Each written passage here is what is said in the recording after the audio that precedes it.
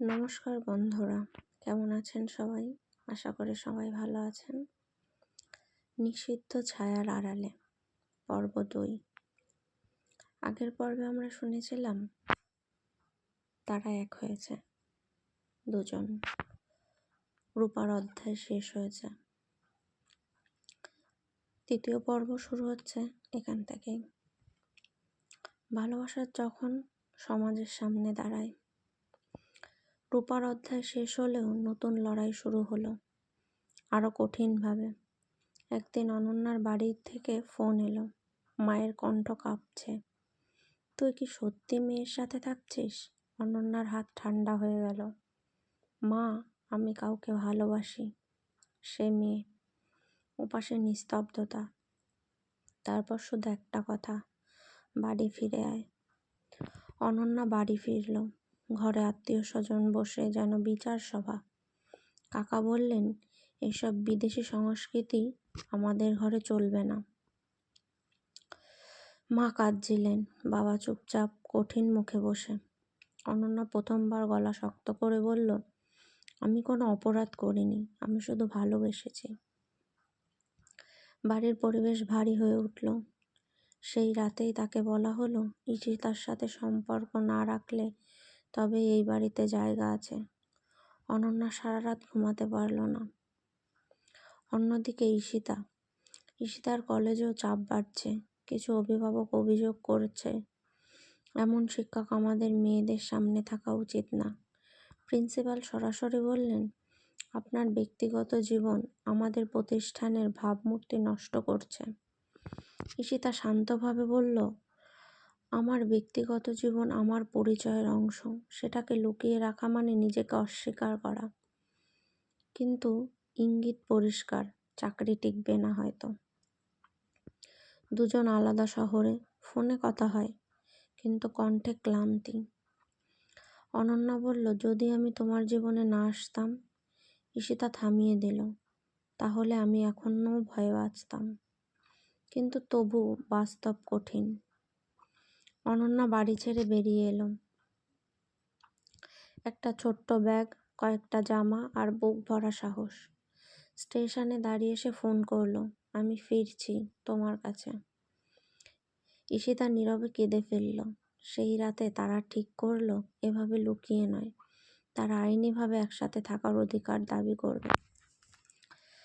তারা আইনজীবীর সাথে কথা বলল, নিজেদের পরিচয় গোপন না রেখে সামনে এলো।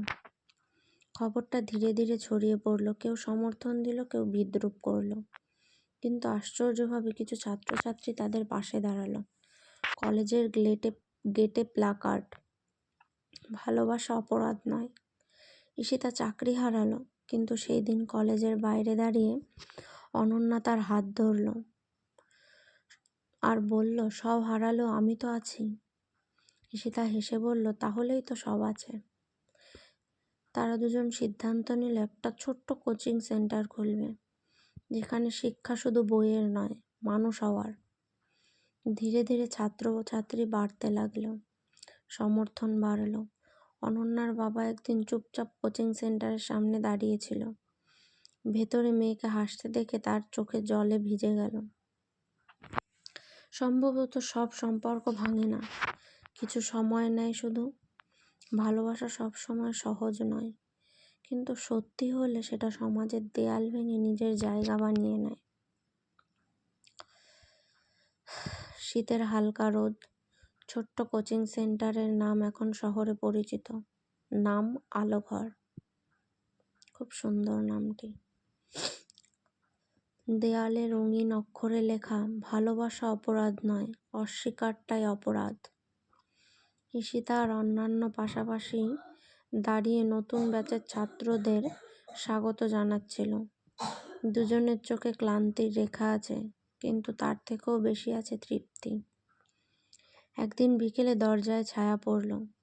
অনন্যা তাকিয়ে দেখল তার বাবা। কয়েক মুহূর্ত নিস্তব্ধতা। বাবা ধীরে ধীরে ভেতরে এলো। তুই ভালো আছিস? অনন্যার গলা কেঁপে উঠল। হ্যাঁ বাবা। বাবা চারপাশ তাকালেন। ছাত্ররা হাসছে, পড়ছে, দেয়ালে স্বপ্নের কথা লেখা। মানুষ তোকে সম্মান করছে দেখছি। ঈশিতা এগিয়ে এসে নম্রভাবে বলল, আমি আপনার মেয়েকে কখনো কষ্ট দিতে চাইনি।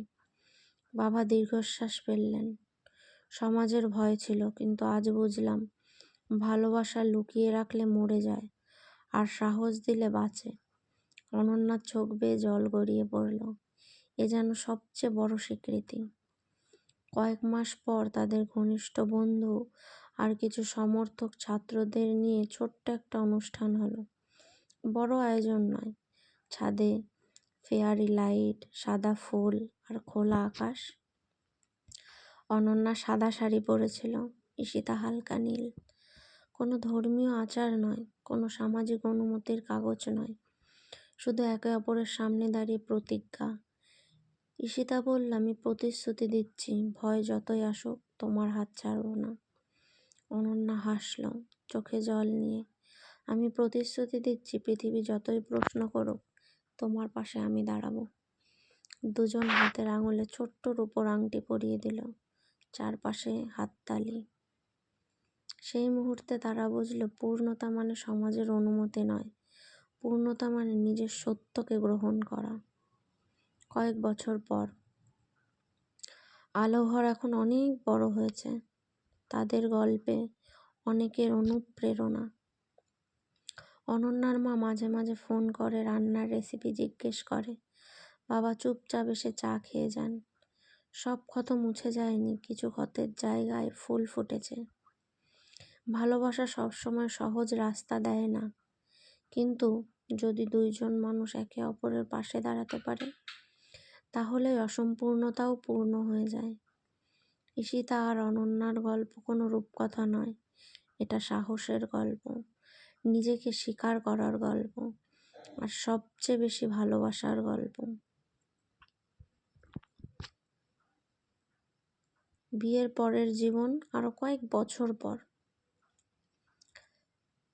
বিয়ের ছোট্ট সেই ছাদ অনুষ্ঠানের পর কেটে গেছে 5 বছর।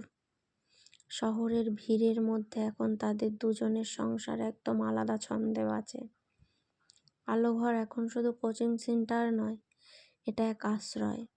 যেসব ছেলেমেয়ে নিজের পরিচয় নিয়ে ভয়ে থাকে, তারা এখানে এসে একটু নিঃশ্বাস নিতে পারে। ঈশিতা এখনো শান্ত, পরিপক্ক। অনন্যা এখন আরো আত্মবিশ্বাসী। চোখে আগের সেই লাজুকতা নেই, আছে দৃঢ়তা। এক সন্ধ্যায় বৃষ্টির শব্দে বারান্দায় দাঁড়িয়ে অনন্যা বলল, আমরা কি শুধু দুজনেই থাকবো সারা জীবন? ঈশিতা হেসে বলল, তুমি কি ছোট্ট কারো হাসির শব্দ শুনতে চাও? কিছুদিনের মধ্যে তারা একটা সিদ্ধান্ত নিল, একটা ছোট্ট মেয়েকে দত্তক নেবে। অনেক কাগজপত্র, প্রশ্ন, সামাজিক জটিলতা সব পেরিয়ে অবশেষে একদিন তাদের ঘরে এলো 3 বছরের একটি মেয়ে। নাম রাখা হলো ইরা। প্রথম দিন ইরা চুপচাপ ছিল, কিন্তু রাতে ঘুমের আগে অনন্যার আঙুল শক্ত করে ধরে ফেলল। ঈশিতা ফিসফিস করে বলল, আমাদের পরিবার পূর্ণ হলো। অনন্যার চোখে জল ভিজে উঠল। ভালোবাসা বাড়ল, জায়গা কমে না, মন বড় হয়। সকালে ঈশিতা ইরাকে স্কুলে পৌঁছে দেন। অনন্যা দুপুরে ওর চুলে বেনি করে দেয়। রাতে 3 জন একসাথে গল্প শোনে। ইরা মাঝে মাঝে জিজ্ঞেস করে, আমার 2টা মা কেন? ঈশিতা হেসে বলে, কারণ তুমি পৃথিবীর সবচেয়ে ভাগ্যবান মেয়ে। আগে যারা কটু কথা বলতো, এখন তারাই আলো ঘরে সন্তান ভর্তি করে। সময় ধীরে ধীরে বদলায়। একদিন অনন্যার মা এসে ইরাকে কোলে নিয়ে বলল, নাতনিটা একদম তোর মতো হয়েছে। সেই মুহূর্তে অনন্যা বুঝল, সব লড়াইয়েরই একটা ফল আছে। সেই ফল তারা পেয়েছে।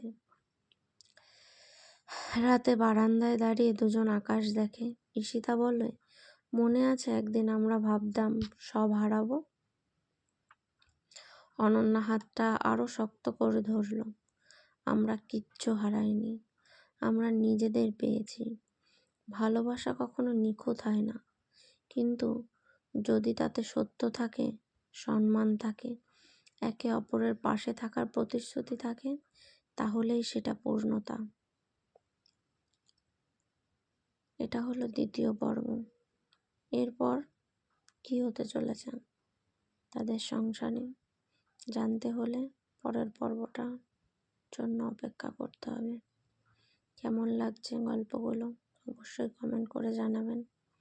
ভালো লাগলে লাইক, শেয়ার, কমেন্ট করবেন এবং সাবস্ক্রাইব করে দেবেন। এর পরের পর্ব আসবে আগামীকাল। ভালো থাকবেন, ততক্ষণ সুস্থ থাকবেন। রাধে রাধে।